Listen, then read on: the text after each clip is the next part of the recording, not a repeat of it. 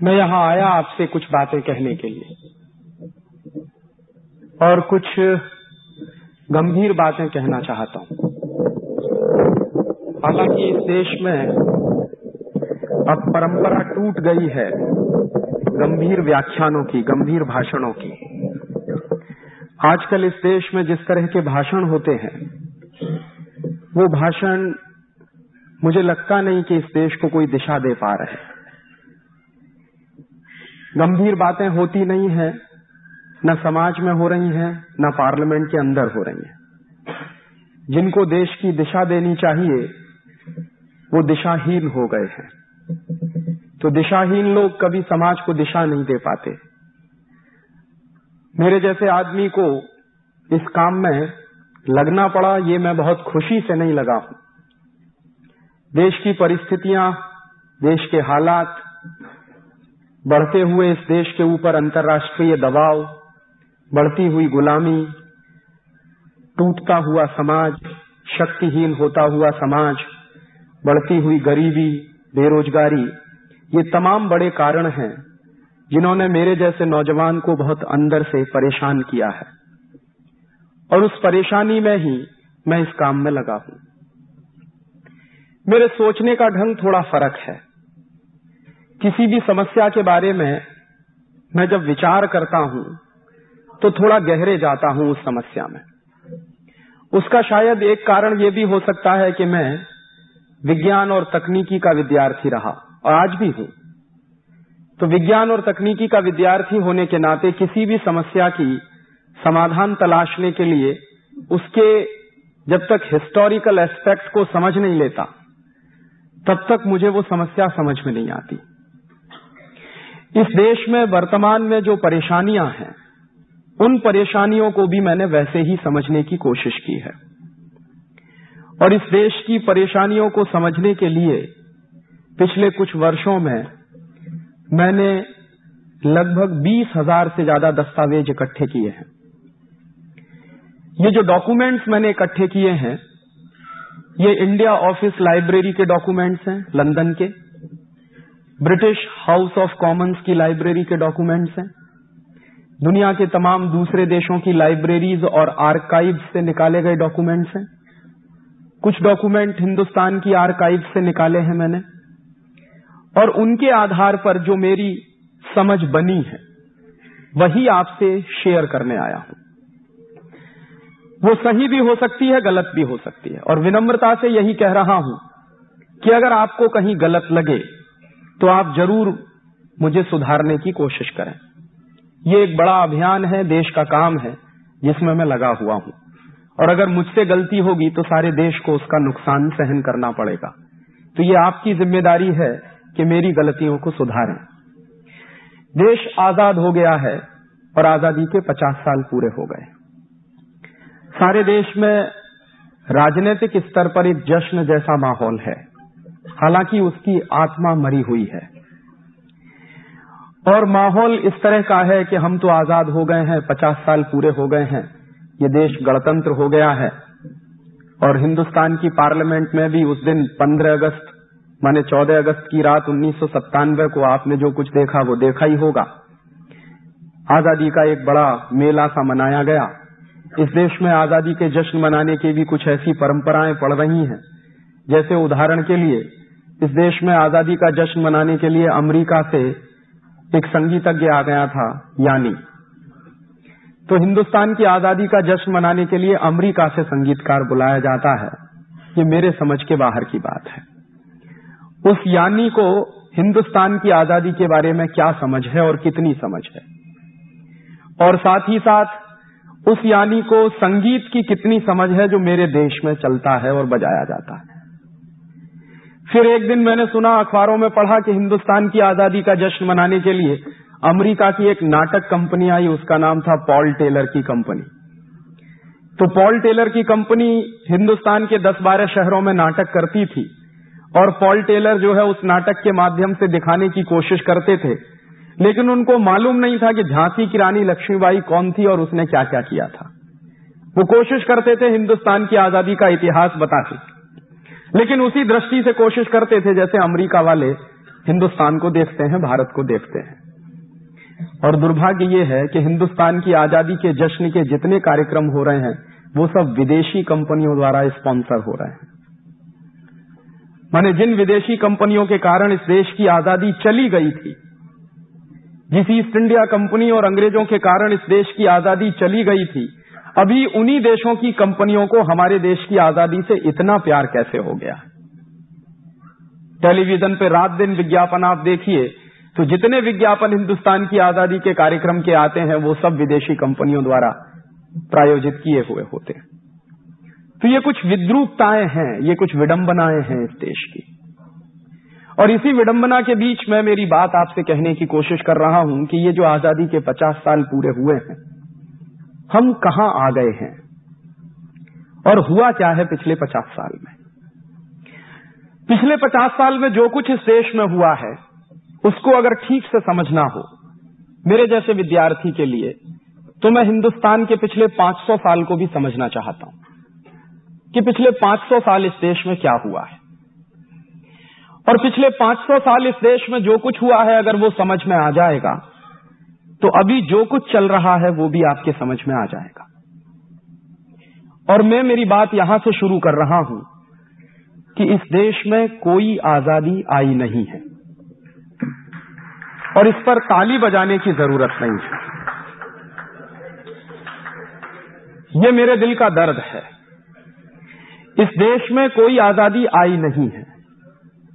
ये देश अभी भी उतना ही गुलाम है जितना कि अंग्रेजों के जमाने में था। और कई बार मैं इस बात को एक कदम आगे जाके कहता हूं कि ये देश इस समय अंग्रेजों के जमाने से ज्यादा गुलाम है। देश की व्यवस्थाएं अंग्रेजों के जमाने से ज्यादा गुलाम है। तो प्लानिंग के 3 चरण निर्धारित किए गए हैं। पहला चरण यह है, सबसे पहले हिंदुस्तान की अर्थव्यवस्था को खलास किया जाए। और जो बात चल रही है ब्रिटिश हाउस ऑफ कॉमन्स में, वो बात ये चल रही है कि इंडियन इकोनॉमिक सिस्टम को कॉलैप्स करा दिया जाए। और इंडियन इकोनॉमिक सिस्टम जब कॉलैप्स हो जाएगा तो हिंदुस्तान के व्यापारी, हिंदुस्तान के उद्योगपति, हिंदुस्तान के पूंजीपति सब खलास हो जाएंगे। और ये व्यापारी, पूंजीपति और उद्योगपति अगर खलास हो जाएंगे हिंदुस्तान में तो हमारी ईस्ट इंडिया कंपनी का माल हिंदुस्तान के गांव-गांव में बिकने लगेगा। और इस डिबेट को चलाते हुए विल्बरफोर्स कह क्या रहा है, एक मजेदार बात आज आप देख रहे हैं जो चल रहा है उसका कंपैरिजन मैं कर रहा हूं। विल्बरफोर्स कह रहा है कि हमको हिंदुस्तान में फ्री ट्रेड करना है। तो एक एमपी पूछता है उससे, what do you mean by free trade? तो विल्बरफोर्स कह रहा है कि फ्री ट्रेड का माने ब्रिटिश गुड्स का हिंदुस्तान के गांव-गांव में बिकना, ब्रिटिश गुड्स का, ब्रिटेन के माल का हिंदुस्तान के बाजारों में भर जाना और ब्रिटिश के माल का, ब्रिटेन के माल का हिंदुस्तानी लोगों द्वारा ज्यादा से ज्यादा कंजम्पशन करना, उपभोग करना, ये है फ्री ट्रेड। इसके सेकंड पार्ट में एक बात और कह रहा है विल्बरफोर्स, फ्री ट्रेड की व्याख्या करते हुए सेकंड पार्ट में यह कह रहा है कि ये जो फ्री ट्रेड चलेगा इसमें एक चीज और होनी चाहिए कि हिंदुस्तान में बहुत अच्छा रॉ मटेरियल है जो इंग्लैंड में नहीं है। जैसे कॉटन का रॉ मटेरियल है, स्टील के ओर्स हैं इस देश में, आयरन ओर बहुत अच्छा है और भी तमाम तरह के रॉ मटेरियल हैं। तो वो कह रहा है कि कुछ इस तरह का फ्री ट्रेड चलना चाहिए कि जिससे हिंदुस्तान का सारा रॉ मटेरियल ब्रिटेन में आना शुरू हो जाए और उस रॉ मटेरियल के लिए हमको एक नया पैसा खर्च नहीं करना पड़े और उस रॉ मटेरियल से हम फिनिश प्रोडक्ट बनाएं और वापस इंडियन मार्केट में ले जाकर बेचें। तो जब ये डिबेट कंक्लूड हो रही है तो उस डिबेट को इंप्लीमेंट करने के लिए पॉलिसीज बनाई जा रही हैं। और वो पॉलिसीज क्या बन रही हैं? पहली पॉलिसी बनी है और ईस्ट इंडिया कंपनी को एक चार्टर इशू किया गया है। ये ईस्ट इंडिया कंपनी जब आई है तो 20-20 साल के चार्टर उसको दिए जाते। पहला चार्टर 1601 में मिला है, फिर दूसरा चार्टर 1621 में मिलता है, फिर इस तरह से 20-20 साल से चार्टर दिए जाते हैं। चार्टर माने अधिकार पत्र। तो इस तरह से 1813 की ये डिबेट जब कंक्लूड हो गई है तो ईस्ट इंडिया कंपनी को एक स्पेशल चार्टर इशू किया गया है हाउस ऑफ कॉमन्स की तरह से, और उस तरफ से, और चार्टर का नाम है चार्टर फॉर फ्री ट्रेड। और मैं जोर दे रहा हूं इस फ्री ट्रेड शब्द पर कि ये जो फ्री ट्रेड शब्द है ये कोई नया नहीं है, ये 250-300 साल पुराना शब्द है। आज जो कुछ आप अखबारों में पढ़ते हैं, सुनते हैं कि इस देश में लिबरलाइजेशन हो रहा है, ग्लोबलाइजेशन हो रहा है, किस लिए हो रहा है? फ्री ट्रेड के लिए हो रहा है। तो ये फ्री ट्रेड तो इस देश में अंग्रेजों ने भी चलाया है। और अंग्रेज इस देश में फ्री ट्रेड क्यों चला रहे हैं?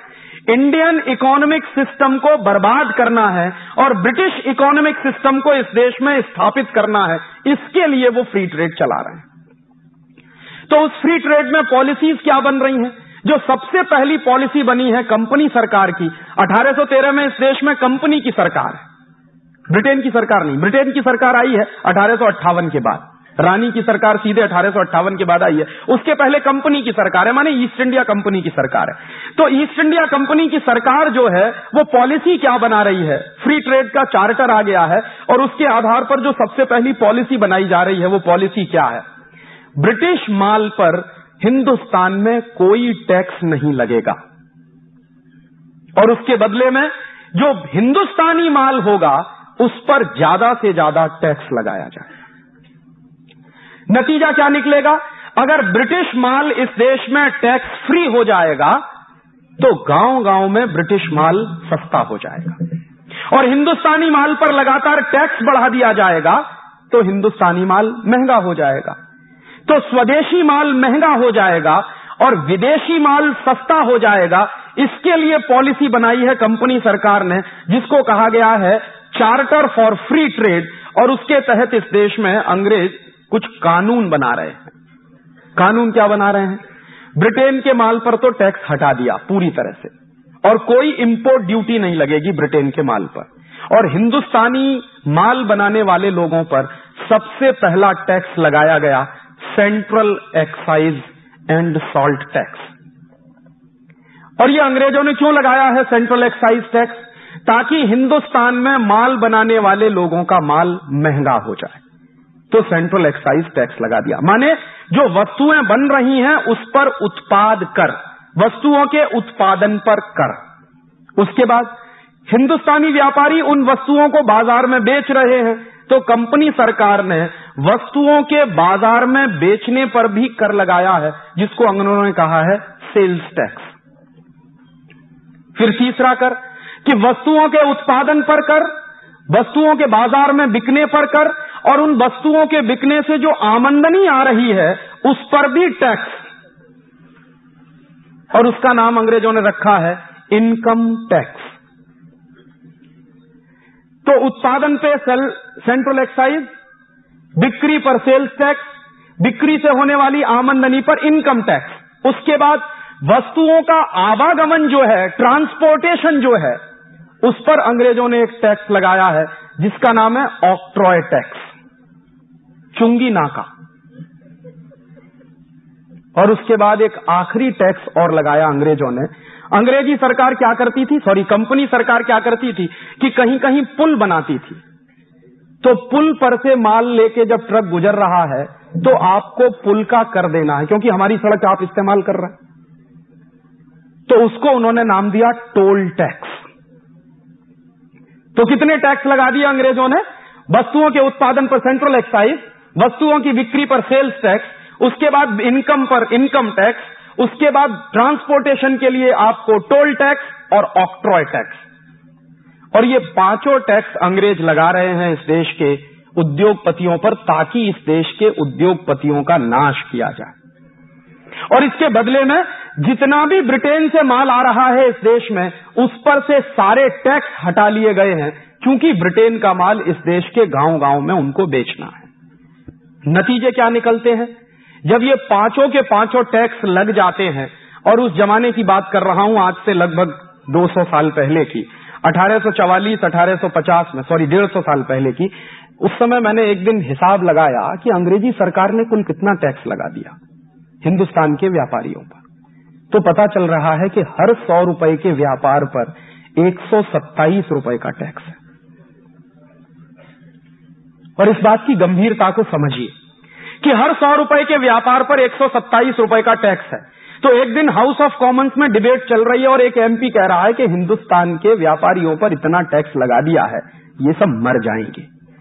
तो दूसरा एमपी जवाब दे रहा है कि यही हमें करना है।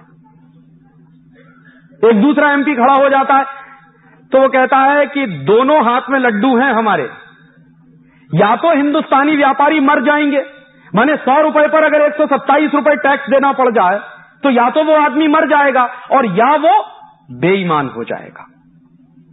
और अगर वो बेईमान हो जाएगा तो भी हमारे गुलामी में आ जाएगा और बर्बाद हो जाएगा, तब तो हमारी गुलामी में आने ही वाला है।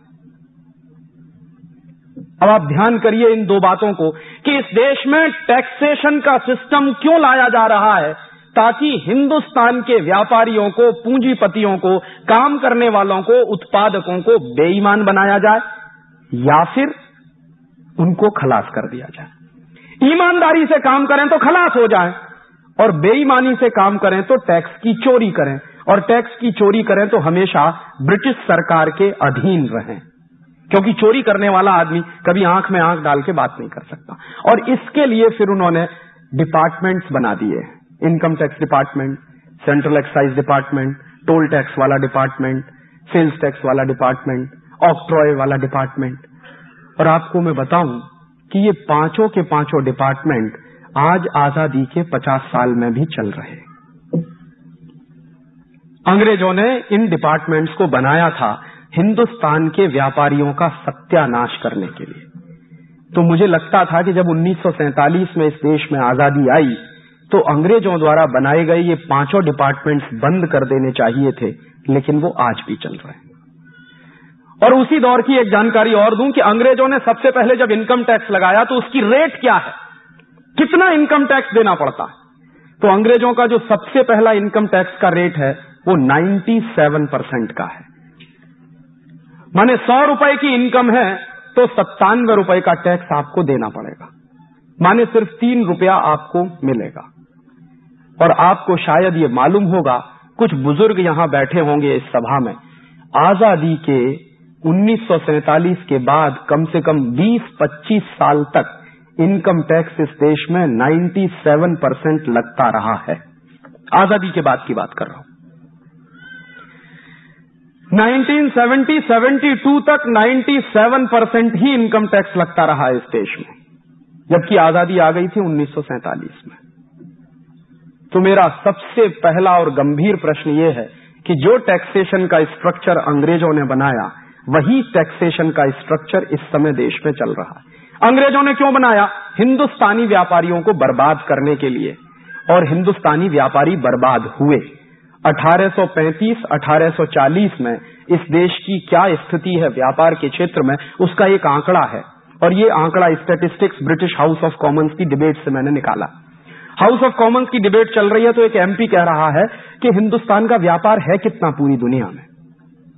तो एक सर्वे किया है, और वो सर्वे किया है कई यहां के रेवेन्यू ऑफिसर्स हैं जो ब्रिटेन की सरकार के यहां पर पोस्टेड हैं, और उनका एक हेड है, हेड ऑफिसर, जिसका नाम है विलियम एडम। तो विलियम एडम कई रेवेन्यू कलेक्शन के ऑफिसर्स को लगाता है सर्वे के काम में, पता लगाओ कि हिंदुस्तान का टोटल ट्रेड कितना। तो उसका आंकड़ा है 1835-1840 के आसपास, और ये 1850 तक भी चलता रहा है। 1850 के आसपास तक हमारा टोटल ट्रेड सारी दुनिया के ट्रेड का 1/3 है।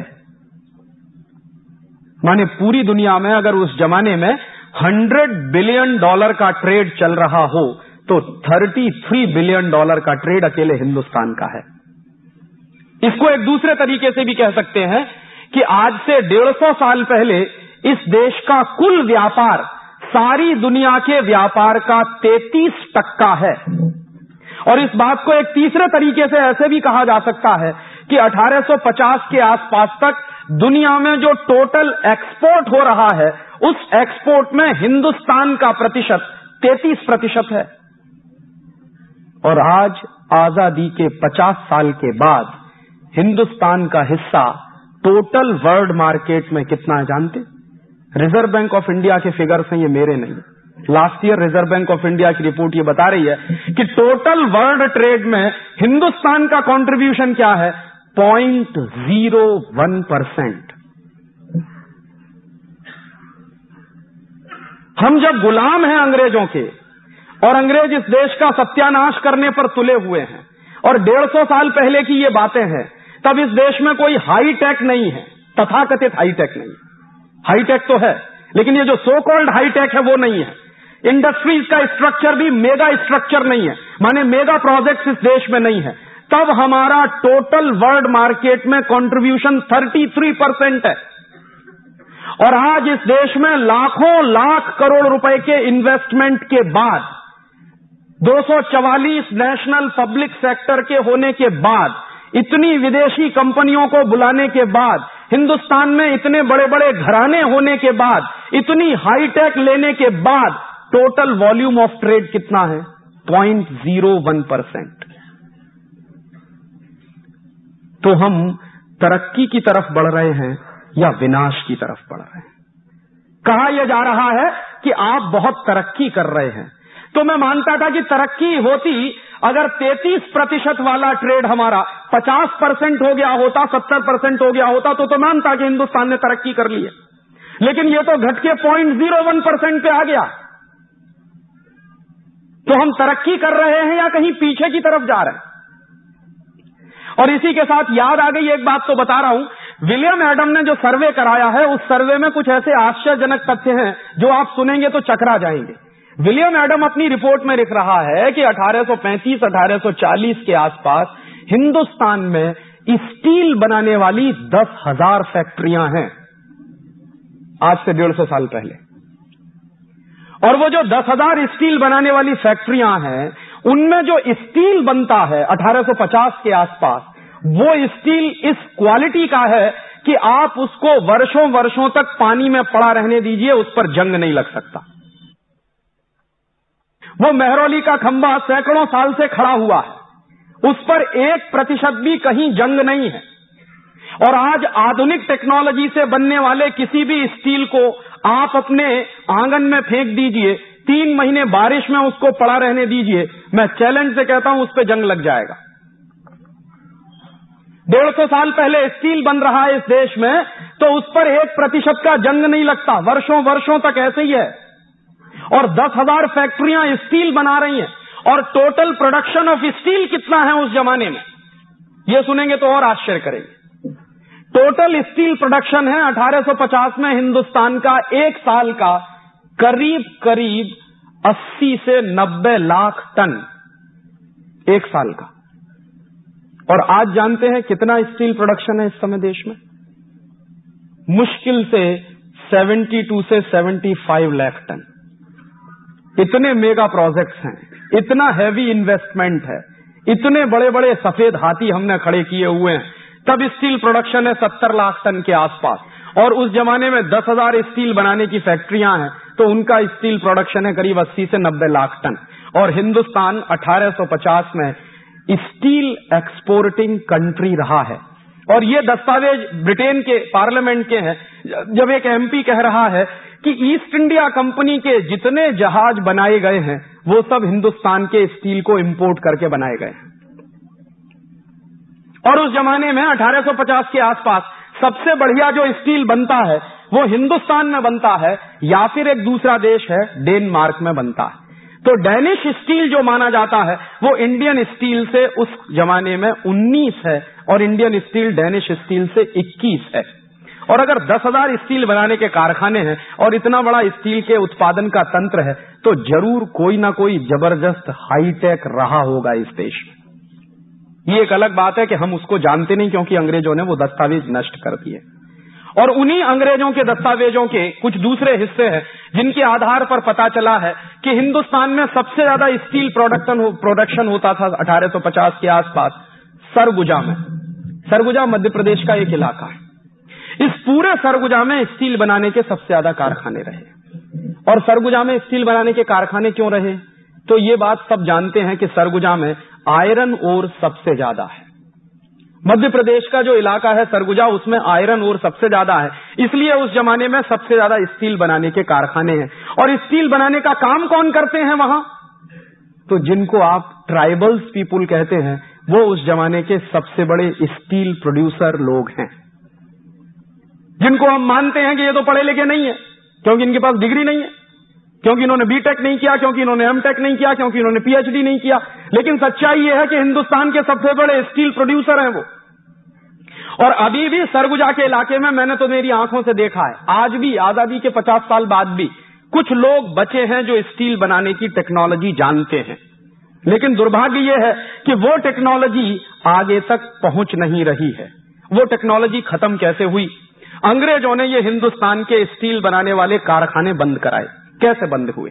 अंग्रेजों ने एक कानून बना दिया। कानून क्या था कि पहले जो स्टील बनाने वाले ट्राइबल्स होते थे, वो जंगलों में से जो खानें होती थी, खदानें होती थी, उनमें से स्टील का रॉ मटेरियल ले आते थे और स्टील बनाते थे उससे। अंग्रेजों ने क्या किया कि एक कानून बना दिया कि कोई भी ट्राइबल खदानों में से ओर नहीं निकाल सकता, और बाकायदा इसको सख्ती से लागू करा दिया। और फिर उन्होंने ये घोषणा कर दी कि खदानों में से अगर और कोई निकालेगा ट्राइबल, तो उसको 40 कोड़े मारने की सजा, और उससे पर भी वो ना मरे तो उसको गोली मार दी जाए। इतना सख्ती से वो कानून इस देश में लागू हो गया। तो धीरे धीरे आदिवासियों के स्टील के ओर लेने पर पाबंदी लगा दी गई, और धीरे धीरे वो खत्म होते चले गए, और क्रम के काल में वो करीब करीब समाप्त हो गए हैं। और आपको जानकर ये आश्चर्य होगा कि ये कानून जो अंग्रेजों ने चलाया कि आदिवासी आयरन ओर नहीं ले सकते, वही कानून हिंदुस्तान में आज भी चल रहा है। और आज भी इस देश में जो टेक्नोलॉजी जानते हैं वो लोग आयरन ओर नहीं ले पाते। और उसके दूसरी तरफ क्या चल रहा है कि बड़ी बड़ी विदेशी कंपनियां उन आयरन ओर्स को खोद खोद कर ले जा रही हैं। जापान की एक कंपनी है, उसका नाम है निप्पन डेर्नो, वो इसी धंधे में लगी हुई है। तो जापान की कंपनी को तो हिंदुस्तान की खदानें खोद कर ले जाने की खुली छूट है, लेकिन हिंदुस्तान का कोई आदिवासी उस खदान में से रॉ मटेरियल लाकर स्टील बनाए तो उस पर पाबंदी लगी हुई है, वो रॉ मटेरियल नहीं ले सकता। और मैं मान सकता हूं कि यह कानून अंग्रेजों ने बनाया, अंग्रेजों की सरकार थी, उनके अपने स्वार्थ से उनको यह देश बर्बाद करना था। मैं ये कैसे मान लूं कि आजादी के 50 साल के बाद भी वही कानून चल रहा? आज तो हमारी सरकार है, आज तो हमारे लोग हैं जो पार्लियामेंट में बैठे हैं। अब तो हम मानते हैं कि यह देश अंग्रेजों की गुलामी से आजाद हो गया। तो फिर वही कानून जो अंग्रेजों ने चलाया इस देश को बर्बाद करने के लिए, वो क्यों चल रहा है? और क्यों नहीं कोई राजनीतिक पार्टी इस सवाल पर सोचती कि विदेशी कंपनियां तो रॉ मटेरियल खोद खोद कर ले जा रही हैं। जापान की कंपनी निप्पन डेर्नो जो रॉ मटेरियल ले जाती है वो कौड़ी के दाम में जाता, और उससे स्टील बनाकर वापस इसी देश में लाकर बेचती है, और फिर दूसरी बार भी मुनाफा लेकर जाती है। यह धंधा तो अंग्रेजों के जमाने में चलता था, वो तो आज भी चल रहा है। कैसे मैं मानूं कि यह देश आजाद हो गया? और इस तरह से अंग्रेजों ने क्या किया है कि इस देश के तमाम हुनरमंद लोगों को बर्बाद। और आपने एक किस्सा और भी सुना होगा कि ये स्टील बनाने वाले लोगों को ऐसे बर्बाद किया अंग्रेजों ने। एक दूसरा किस्सा सुनाऊं। हिंदुस्तान में बहुत बेशकीमती और बेहतरीन कपड़ा बनाने वाले कारीगर होते थे, और उन कारीगरों के हाथ का बनाया हुआ कपड़ा सारा देश जानता है कि एक छोटे से रिंग में से पूरा थान पार निकलता था। ढाका की मलमल इस देश में बनती थी। ढाका उस जमाने में इसी देश का हिस्सा था। बांग्लादेश तो 72 में बना है, उसके पहले वो थोड़ा पाकिस्तान का हिस्सा था, और 47 के पहले हमारे देश का हिस्सा था। और ये किस्सा मैं आपसे कह रहा हूं 1750 से 1850 के बीच का। इतना बेहतरीन कपड़ा बनाने वाले जो कारीगर होते थे, उनके हाथ का बुना हुआ कपड़ा कोई कल्पना नहीं कर सकता कि मशीन इतना महीन कपड़ा बुन सकती है क्या। जिस टेक्नोलॉजी, जिस हुनर से वो कपड़ा बनाते थे, और सारी दुनिया में वो कपड़ा बिकता था, मशहूर था हिंदुस्तान का कपड़ा। सबसे ज्यादा जो एक्सपोर्ट अर्निंग्स होती थी हमारे देश को, वो दो ही चीजों से होती थी, या तो हमारे मसाले बिकते थे या हमारा कपड़ा बिकता था। तो कपड़ा बनाने वाले जो कारीगर थे, अंग्रेजों को उनसे परेशानी थी। अंग्रेजों को क्या परेशानी थी? लंकाशायर और मानचेस्टर का कपड़ा इस देश में बिक नहीं पाता था, क्योंकि हिंदुस्तानी कपड़ा ही इतने क्वालिटी का बनता था, कोई खरीदता ही नहीं था लंकाशायर और मानचेस्टर के कपड़े को। तो अंग्रेजों ने क्या किया? फ्री ट्रेड के नाम पर हिंदुस्तान का बेहतरीन कपड़ा बनाने वाले कारीगरों के अंगूठे काटे गए, उनके हाथ काटे गए। सूरत के इलाके में दस्तावेज है मेरे पास, 1 लाख से ज्यादा कारीगरों के अंगूठे कटे हैं अंग्रेजों के जमाने। बिहार में एक इलाका है, उसका नाम है मधुबनी। मधुबनी के इलाके में अंग्रेजों ने करीब 2.5 से 3 लाख कारीगरों के हाथ काटे हैं। और अंग्रेजों की ईस्ट इंडिया कंपनी ये काम करते हुए बड़ा गर्व महसूस कर रही है। और जब लंकाशायर और मैनचेस्टर का कपड़ा बिकना शुरू हो जाएगा तो हिंदुस्तान की कपड़ा मिलें बंद हो जाएंगी। और ये हिंदुस्तान का कपड़ा उद्योग इस देश का सबसे बड़ा उद्योग है, जो सबसे ज्यादा एक्सपोर्ट अर्निंग देता है। अगर ये कॉलेप्स हो जाएगा तो इंडियन इकोनॉमी कॉलेप्स हो जाएगी। ये डिबेट है ब्रिटिश पार्लियामेंट की। और उसके बाद उन्होंने ये कर दिया। बाद में क्या हुआ है कि लंकाशायर और मैनचेस्टर से आने वाले कपड़े पर टैक्स हटाया गया और हिंदुस्तान के व्यापारियों के ना सिर्फ अंगूठे और हाथ काटे गए हैं, बल्कि हिंदुस्तान के व्यापारी जो कपड़ा बना रहे हैं उन पर टैक्स भी बढ़ा दिया गया। सूरत की टेक्सटाइल इंडस्ट्री पर 1840 के बाद अंग्रेजों ने 1000% एक्स्ट्रा टैक्स लगाया ताकि ये इंडस्ट्री बंद हो जाए। और मैनचेस्टर और लंकाशायर का कपड़ा टैक्स फ्री कर दिया है ताकि इस देश में गांव-गांव में गली गली में वही कपड़ा बिकने लगे। बाद में यहां से वो रॉ मटेरियल भी ले जा रहे हैं और रॉ मटेरियल जो जा रहा है वो कॉटन के रूप में जा रहा है। और अंग्रेजों को रॉ मटेरियल ले जाने के लिए बड़ी प्रॉब्लम आ रही है उस जमाने में। तो उस प्रॉब्लम को सॉल्व करने के लिए अंग्रेजों ने जानते हैं क्या किया? रेल चलाई है इस देश में। मेरे बहुत सारे लोग कहते हैं, मेरे दोस्त कहते हैं कि अगर अंग्रेज नहीं आते तो इस देश में रेल नहीं होती। और रेल अंग्रेजों ने चलाई क्यों है? रेल अंग्रेजों ने चलाई है ताकि हिंदुस्तान के गांव-गांव से कॉटन इकट्ठा करके रेल में भर के उसको बंबई तक पहुंचाया जाए और बंबई से पानी के जहाज में भर के लंदन ले जाया जाए। सबसे पहली रेल चली है इस देश में, ये अहमदाबाद बंबई वाली, ये सबसे पुरानी रेलवे लाइन है इस देश की। एक्सपेरिमेंट के रूप में अंग्रेजों ने जो रेल चलाई है वो सबसे पहले चलाई है बंबई से ठाणा के बीच में। लेकिन जब एक्सपेरिमेंट सक्सेसफुल हो गया है तो फिर उन्होंने सबसे पहली रेल चलाई है अहमदाबाद और बंबई के बीच में। ये जो अहमदाबाद और बंबई का पूरा इलाका है, ये सबसे बेस्ट किस्म के कॉटन प्रोड्यूसर एरियाज रहे हैं। तो यहां से क्या होता है, रेल चल रही है, उसमें कॉटन भर भर के यहां आ रहा है बंबई के बंदरगाह पर, और बंबई के बंदरगाह से वो कॉटन जहाजों में भरकर इंग्लैंड जा रहा है। तो जहाजों में जो कॉटन भरकर इंग्लैंड जाता था तो अंग्रेजों को अपने खाली जहाज भेजने पड़ते थे ताकि यहां का कॉटन भर के लंदन जाए। तो अक्सर क्या होता था कि अंग्रेजों के जो जहाज आते थे खाली या खाली, वो कभी कभी डूब जाया करते थे। अक्सर खाली जहाज जो होता है वो समुद्र में डूबने के चांसेस उसके ज्यादा होते हैं। तो अंग्रेजों ने उसकी एक युक्ति निकाली थी कि वहां से जहाज खाली नहीं आना चाहिए। तो अंग्रेज क्या करते थे कि उसमें नमक भर के उस जहाज को हिंदुस्तान में भेजा करते थे और वो नमक यहां बंबई के बंदरगाह पे निकाल दिया जाता था और उसमें फिर कॉटन भर के वो जहाज वापस लंदन चला जाता था। नतीजा क्या होने लगा कि अंग्रेजों के जहाज आते थे तो नमक आता था तो नमक का ढेर लग जाता था। तो अंग्रेजों की ईस्ट इंडिया कंपनी को प्रॉब्लम हुई कि इस नमक का करें क्या। तो उन्होंने एक नियम बना दिया कि हिंदुस्तान के गांव-गांव में ब्रिटेन का नमक बिकवाना शुरू कर दो।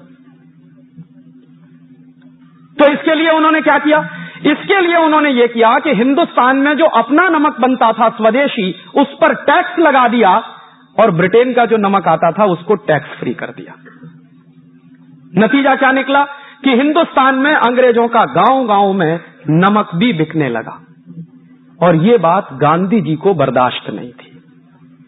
गांधी जी की उम्र उस जमाने में, ये 1890 की बात मैं कह रहा हूं, मुश्किल से 20-21 साल की उम्र थी। 20-21 साल की उम्र में वो लंदन में थे और लंदन की एक वेजिटेरियन काउंसिल के मेंबर थे। तो लंदन की वेजिटेरियन काउंसिल के मेंबर की हैसियत से उन्होंने एक लेख लिखा था 1890 में, उसकी फोटोकॉपी मुझे मिल गई है। उस लेख में गांधी जी लिख रहे हैं कि ये अंग्रेज कितने क्रूर हैं, इन्होंने हिंदुस्तानी नमक पर भी टैक्स लगा दिया है। और हिंदुस्तानी नमक पर टैक्स लगा के इन्होंने क्या किया है, गांव-गांव में हिंदुस्तानी नमक महंगा हो गया है। और अंग्रेजों की चाल ये है कि उनका जो ब्रिटिश नमक है वो हिंदुस्तान के गांव-गांव में बिके। और वो क्या कह रहे हैं? वो कह रहे हैं कि अंग्रेजों के दोनों हाथ में लड्डू हैं। इंडियन नमक पर टैक्स लगा दिया है तो इंडियन नमक महंगा हो गया है, उससे रेवेन्यू कलेक्शन भी बढ़ गया अंग्रेजों का, और ब्रिटेन का नमक गांव-गांव में सस्ता हो गया है, उसकी बिक्री से मुनाफा भी हो रहा। और तब गांधी जी कह रहे हैं कि ये तो इतना क्रूर कानून है, इसके खिलाफ तो कुछ होना चाहिए। गांधी जी की उम्र उस समय मुश्किल से 20-21 साल की है, लेकिन उस उम्र में उनके दिमाग में ये मंथन चल रहा है कि कुछ होना चाहिए। और वो मंथन चलते चलते 1930 में नमक सत्याग्रह के रूप में प्रकट हुआ। और गांधी जी ने नमक सत्याग्रह किया क्यों है? गांधी जी ने नमक सत्याग्रह इसलिए किया है कि अंग्रेजों का नमक इस देश में बिक रहा है, इंडियन नमक पर टैक्स लगा हुआ है, हिंदुस्तानी लोगों को नमक बनाने से रोका जाता है, अंग्रेजों के लोग इस देश में नमक बनाते हैं और बेचते हैं, इस कानून को मैं तोड़ूंगा और इसके खिलाफ मुझे सत्याग्रह करना है। गांधी जी के साथ इस सत्याग्रह में आने के लिए कोई तैयार नहीं है, तो गांधी जी कह रहे हैं कि मैं अकेले जाऊंगा। उस जमाने में पंडित मोतीलाल नेहरू गांधी जी को चिढ़ा रहे हैं और क्या कह रहे हैं पंडित मोतीलाल नेहरू कि बापू अगर नमक सत्याग्रह करने से आजादी मिल जाए तो कोई भी आजादी ना ले इस देश में। तो मोतीलाल नेहरू को गांधी जी कह रहे हैं कि पंडित तुम एक बार नमक कानून तोड़कर देखो तो तुमको पता चल जाएगा कि आजादी आती है कि नहीं आती है। और इस देश में नमक सत्याग्रह आजादी के प्रतीक के रूप में उभर कर आया और उस गांधी नाम के व्यक्ति ने दांडी के समुद्र तट पर एक मुट्ठी नमक हाथ में लेकर 6 अप्रैल 1930 को कसम खाई है कि आज के बाद इस देश में अंग्रेजों का नमक नहीं बिकेगा, गांव-गांव में गली गली में अपना नमक हम बनाएंगे और इसके लिए हमको नमक कानून तोड़ना पड़ेगा तो हम तोड़ेंगे। और उस नमक कानून को तोड़ने में लाखों लाखों लोग जेल गए हैं, पूरे देश में लाखों लाखों लोग अंग्रेजों की लाठी चार्ज से घायल हुए और हजारों लोग उसमें मर गए। बाद में अंग्रेजी सरकार को झुकना पड़ा है और वो सारा का सारा वापस किया गया। लेकिन आज मैं आपको दुर्भाग्य से कहूं कि जिस गांधी ने सन 1930 में 6 अप्रैल को एक मुट्ठी नमक हाथ में लेके कसम खाई थी कि इस देश में आज के बाद विदेशी नमक नहीं बिकेगा, उस देश में आजादी के 50 साल के बाद और अन्नपूर्णा।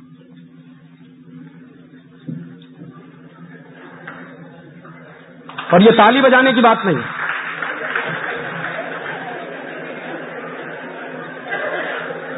अगर आजादी के पहले अंग्रेजों की सरकार के जमाने में इस देश में अंग्रेजों का नमक बिकता था और उस पर टैक्स लगा के उसको महंगा कर दिया गया था, तो आज आजादी के 50 साल के बाद भी वही दृश्य इस देश में हम देख रहे हैं।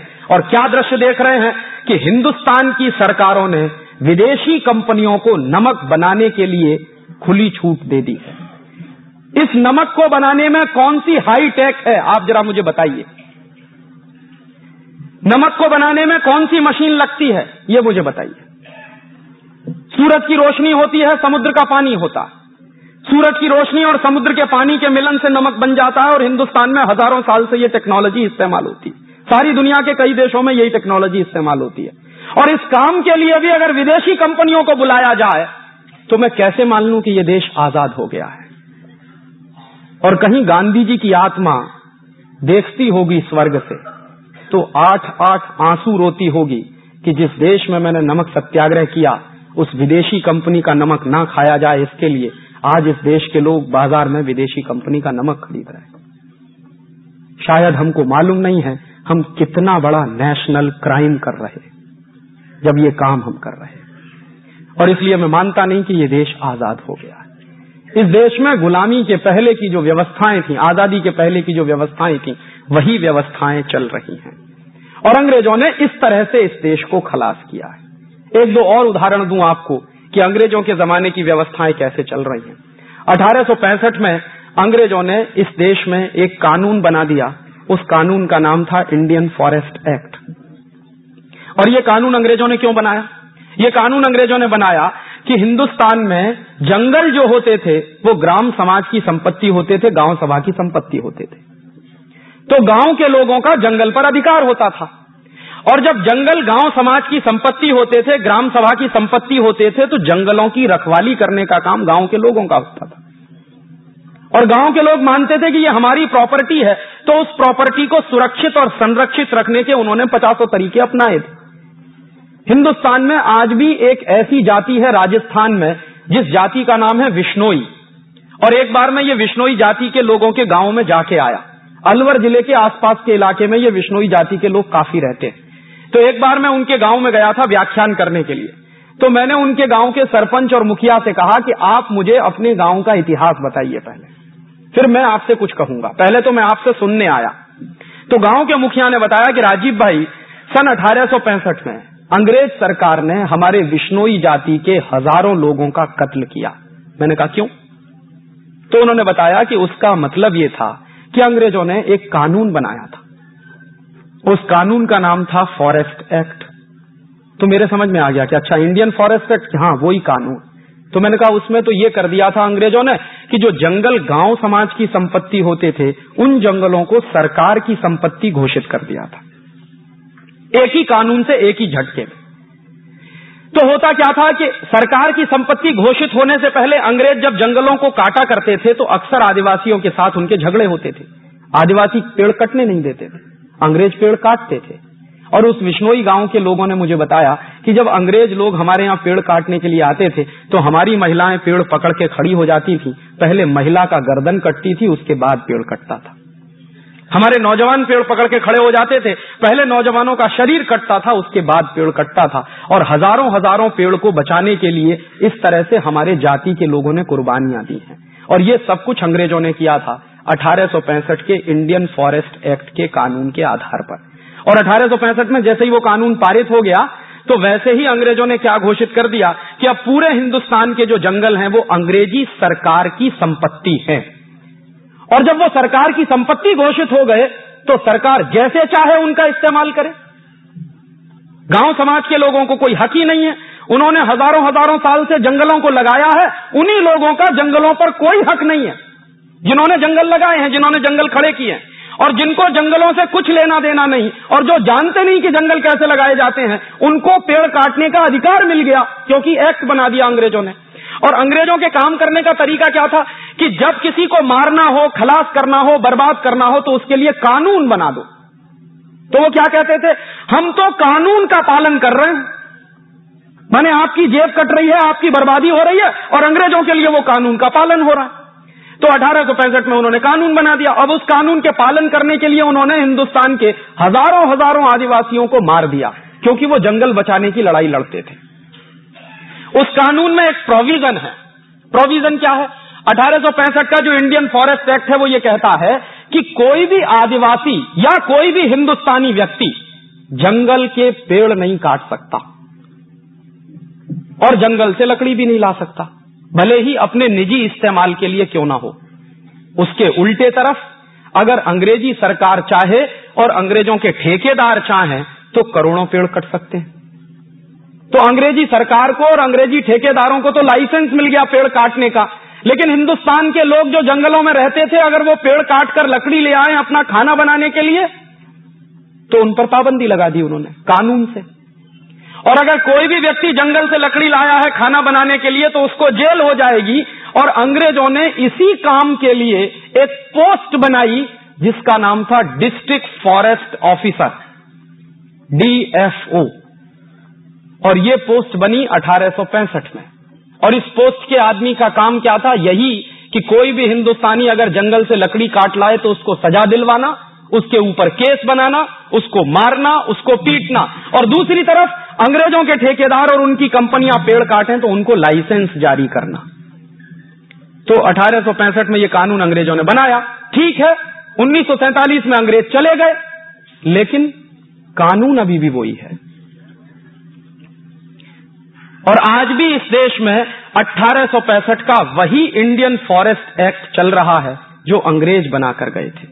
और उसके प्रोविजन क्या है? उसका वो प्रोविजन जिसमें आप पेड़ नहीं काट सकते, लेकिन अंग्रेजी सरकार और अंग्रेजों की कंपनियां पेड़ काट सकती हैं। वो प्रोविजन आज भी वैसे का वैसा ही है। अगर आपकी सोसाइटी में कोई पेड़ लगा हो और वो पेड़ आपकी सोसाइटी की दीवार गिराने वाला हो, आप उस पेड़ को काट नहीं सकते। और अगर आपने वो पेड़ काट दिया तो आपकी शिकायत कर दे कोई आदमी DFO से तो आपके ऊपर केस चलेगा। ये कानून आज भी है। और दूसरी तरफ कुछ विदेशी कंपनियां हैं इस देश में जो हर साल करोड़ों करोड़ों पेड़ काटती हैं और इस देश का सत्यानाश कर रही हैं। उनको लाइसेंस मिला हुआ है। जैसे एक कंपनी है, उसका नाम है ITC, इंडियन टोबैको कंपनी। नाम से ऐसा लगता है जैसे ये हिंदुस्तानी, लेकिन मूलतः ये अमेरिका और ब्रिटेन के पैसे से चलने वाली कंपनी।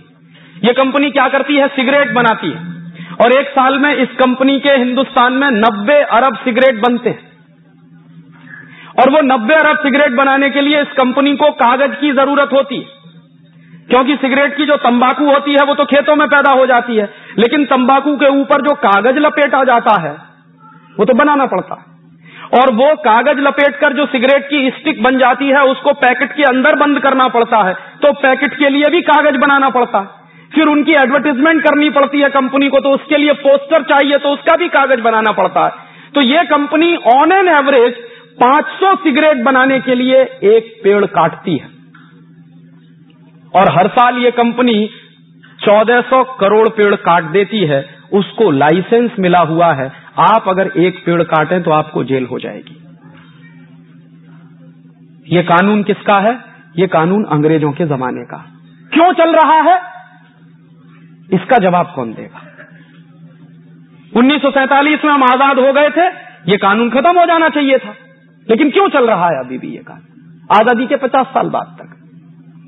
और अंग्रेजों ने जो जंगल गांव समाज की संपत्ति थे वो छीनकर सरकार की संपत्ति घोषित कर दिए। 1947 में जो सरकार आई थी उसको सबसे पहला काम यह करना चाहिए था कि जंगलों को वापस गांव समाज की संपत्ति घोषित करना चाहिए था, लेकिन वो तो नहीं हुआ आज तक। तो कैसे मैं मानूं कि ये देश आजाद हो गया? 1894 में अंग्रेजों ने एक कानून बनाया, उसका नाम था लैंड एक्विजिशन एक्ट। और ये लैंड एक्विजिशन एक्ट क्या था?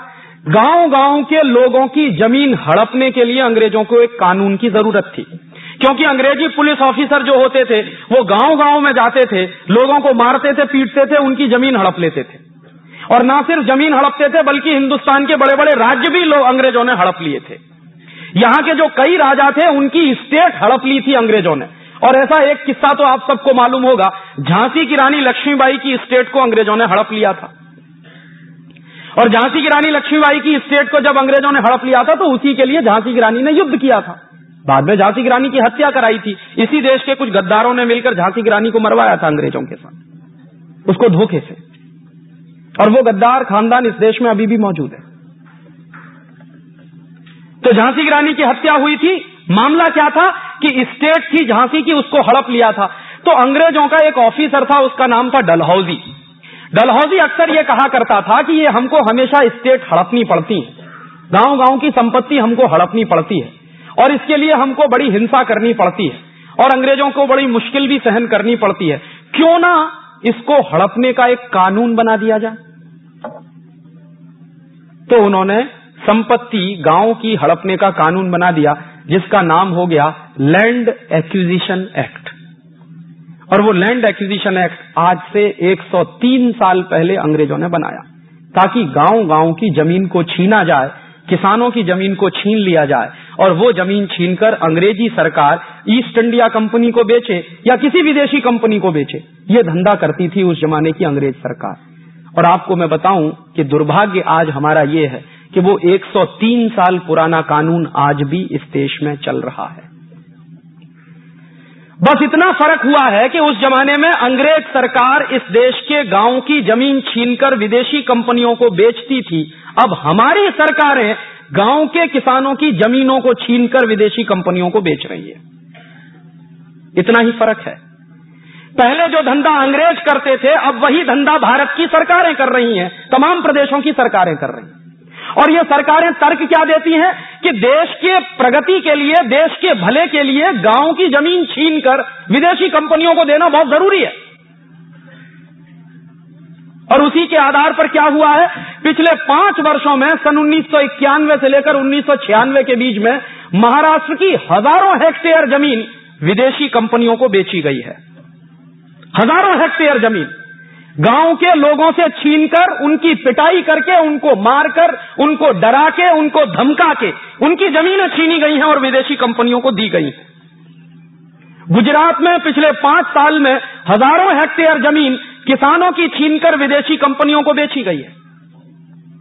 और हिंदुस्तान का कोई एक प्रदेश ऐसा नहीं है, कर्नाटक में हजारों हेक्टेयर के जंगल कटवाए गए हैं ताकि विदेशी कंपनियों के कारखाने वहां लग सके। कोजेंट्रिक्स की बिजली की जो परियोजना आ रही है कर्नाटक में, वो इसी आधार पर आ रही है कि दक्षिण के वो जो पश्चिम घाट है वहां का, उसके जो बेहतरीन जंगल है उनको कटवाया जाए और विदेशी कंपनी की परियोजना चले वहां पर। यह धंधा तो अंग्रेज सरकार करती थी इस देश में।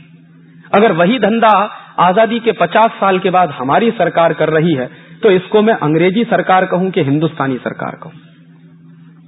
और मैं कैसे मान लूं कि ये देश आजाद है? जिस तरह से अंग्रेज जमीन छीना करते थे गांव गांव की, वैसे ही जमीन अगर आज छीन रही है और दी जा रही है विदेशी कंपनियों को, तो कैसे माने कि ये देश आजाद हो गया? काम तो वही चल रहे हैं, देश तो वैसे ही चल रहा है, सरकारें तो वैसे ही काम करती हैं जैसे अंग्रेजों के जमाने में करती थी। 1860 में अंग्रेजों ने एक कानून बनाया, उसका नाम था इंडियन पुलिस एक्ट। और ये जो 1860 का इंडियन पुलिस एक्ट बनाया, ये अंग्रेजों ने क्यों बनाया? इसलिए बनाया कि 1857 में इस देश में क्रांति हो गई थी, विद्रोह हो गया था, बगावत हो गई थी सारे देश में। मंगल पांडे को फांसी की सजा हुई थी बैरकपुर की छावनी में, और सारे देश में आग लग गई थी। गांव गांव में नौजवान खड़े होने लगे थे, युवकों के मंडल आ गए थे, और वो युवकों के मंडल फिर अंग्रेजी सरकार के लिए खतरा पैदा करते थे। तो अंग्रेजी सरकार ने हिंदुस्तान के क्रांतिकारियों को पीटने के लिए, मारने के लिए, उन पर गोली चलाने के लिए एक स्पेशल कानून बनाया जिसका नाम था इंडियन पुलिस एक्ट। और उस पुलिस एक्ट में उन्होंने क्या किया कि हर अंग्रेजी सिपाही के हाथ में एक डंडा पकड़ा दिया कि तुम हिंदुस्तानी क्रांतिकारियों पर लाठी चार्ज कर सकते हो। और कानून कैसे बनाया? कानून ऐसे बनाया कि हर अंग्रेजी पुलिस ऑफिसर को, हर अंग्रेजी सिपाही को हिंदुस्तान के क्रांतिकारियों पर लाठी चार्ज करने का अधिकार होता था, जिसको तकनीकी भाषा में मैं कहता हूं कि हर अंग्रेज ऑफिसर को राइट टू ऑफेंस था, लेकिन पिटने वाले को राइट टू डिफेंस नहीं था। और जैसे अंग्रेज सिपाही किसी को पीट रहा है, बदले में अगर वो व्यक्ति जो पिट रहा है वो अंग्रेजी सिपाही को पीट दे, तो केस उस व्यक्ति के ऊपर चलता था जिसने अंग्रेज सिपाही को पीटा, ना कि अंग्रेज सिपाही के ऊपर जो पीट रहा है। इसी को तकनीकी भाषा में कहते हैं कि हर अंग्रेज को राइट टू ऑफेंस था, लेकिन पिटने वाले को राइट टू डिफेंस नहीं था। और इस काम के लिए अंग्रेजों ने हर सिपाही के हाथ में डंडा पकड़ा दिया, और उस डंडे के बाद इस देश में दनादन लाठी चार्ज होना शुरू हो गया। और जो कानून अंग्रेजों ने बनाया था 1860 में, वही कानून आज भी चल रहा है इस देश में। और आपको शायद मालूम नहीं होगा कि हिंदुस्तान का हर कांस्टेबल हाथ में डंडा लिए क्यों घूमता है। ये हिंदुस्तान के हर कांस्टेबल के हाथ में डंडा किसने दिया? कानून कौन सा है जो हाथ में वो डंडा लेके घूमता? वो कानून अंग्रेजों के जमाने का है, 1860 का। और वो डंडा क्यों दिया? ताकि हिंदुस्तानी लोगों को पीटो, अपने ही भाइयों को पीटो। हमारे बहुत सारे लोग अंग्रेजी सरकार में नौकरी करते थे, अंग्रेजी पुलिस में नौकरी करते थे, तो हिंदुस्तानी अधिकारियों से हिंदुस्तानियों को पिटवाते थे अंग्रेज। अंग्रेज ऑफिसर बाद में आते थे, पहले हिंदुस्तानी भाइयों को पीटते थे। और यह दृश्य मैं मान सकता हूं कि 1860 में चलता होगा, जब यह देश गुलाम होगा अंग्रेजों का। आज आजादी के 50 साल के बाद भी अगर वही दृश्य हमको देखने को मिले, तो कैसे मैं मानूं कि यह देश आजाद हो गया? और इसी 1860 के इंडियन पुलिस एक्ट के आधार पर, क्योंकि हर अंग्रेजी पुलिस ऑफिसर को राइट टू ऑफेंस होता था और मरने वाले को राइट टू डिफेंस नहीं होता था, इसी आधार पर गोली कांड हुआ था 13 अप्रैल 1919 को जलियांवाला बाग में। और जलियांवाला बाग में जो गोली कांड हुआ था 13 अप्रैल सन 1919 को, उसमें हुआ क्या था? 20,000 क्रांतिकारियों की एक मीटिंग चल रही थी, शांतिपूर्वक, जिसमें कहीं कोई उत्तेजना नहीं थी। और एक भी क्रांतिकारी के हाथ में ना लाठी थी, ना डंडा था, ना बंदूक थी, ना पिस्तौल थी, कुछ भी नहीं थी। और उन क्रांतिकारियों के ऊपर गोली चलाने का आदेश दिया डायर ने। और डायर ने जिस तरह से गोली चलाई, वो जलियांवाला बाग जिसने देखा हो, मैं तो वहां 3 बार गया हूं। उस में घुसने के लिए बहुत छोटा सा रास्ता है, मुश्किल से 3.5 फीट का रास्ता, बहुत छोटा। उस रास्ते पर डायर ने तोप ले जाके लगा दी कि कोई भाग ना सके, और चारों तरफ से वो घिरा हुआ है, बड़ी बाउंड्री है उसकी। तो 20,000 लोगों की मीटिंग चल रही थी, डायर अंदर घुसा, फौज उसकी बिखर गई और बिना चेतावनी दिए गोली चला दी। 18 मिनट तक बराबर फायरिंग होती रही, और 18 मिनट की फायरिंग में 2,000 लोग मर गए वहीं पर। और 2,000 लोग मर गए। बाद में डायर के ऊपर जब केस चला था, तो उसने बयान दिया था कि मेरे पास गोलियां खत्म हो गई थी, अगर होती तो और आधा घंटे चला था। तो जब वो गोलियां चली, 2,000 लोग मर गए, और बाकी लोग जो मरे वो भगदड़ से मरे। जो बच गए वो कुएं में कूदे जान बचाने के लिए, और कुएं में कूदे तो वहां मरे। और उन गोलियों से मरने वाले लोगों के जो दृश्य होते थे, इतने भीवत्स तरह से लोगों को मारा है उन्होंने, इतनी नृशंसता से, इतने क्रूर कृत्यों से उन्होंने मारा लोगों को। बाद में डायर के ऊपर जब केस चला तो डायर बाइज्जत बरी हो गया, उसको फांसी की सजा नहीं हुई। क्यों नहीं हुई? क्योंकि जज ने कहा कि 1860 का जो पुलिस एक्ट है वो डायर को गोली चलाने का अधिकार देता है, मरने वाले को राइट टू डिफेंस नहीं देता, इसलिए डायर का कोई कसूर नहीं। और डायर को ना सिर्फ छोड़ दिया गया बल्कि उसको लंदन में बड़े भारी सम्मान के साथ एक उपाधि दी गई थी।